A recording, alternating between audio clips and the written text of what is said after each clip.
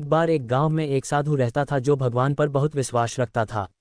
यह बार वह साधु पेड़ के नीचे बैठा था और भगवान को याद कर रहा था तो अचानक वहां बाढ़ आ गई। चारों तरफ पानी ही पानी। सब लोग अपने आप को बचने के लिए ऊपर पहाड़ की तरफ भागने लगे।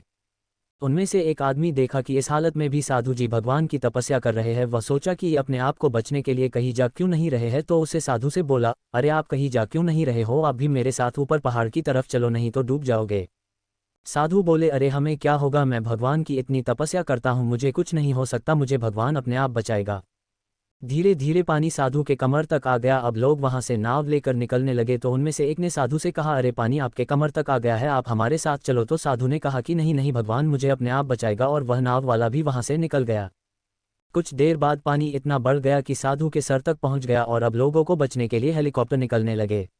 एक हेलीकॉप्टर साधु के पास आया जो कि आखिरी हेलीकॉप्टर था। साधु के पास नीचे रस्सी फेंकी और बोला, इसे पकड़ो और ऊपर आ जाओ, नहीं आप डूब जाओगे, यह आखिरी हेलीकॉप्टर है और आपके पास में दूसरा कोई रास्ता नहीं है बचने के लिए।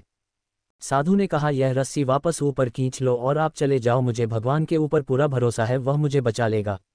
पानी काफी ऊपर आ गया, पेड़ डूब गया और साधु की भी डूबने से मौत हो गई।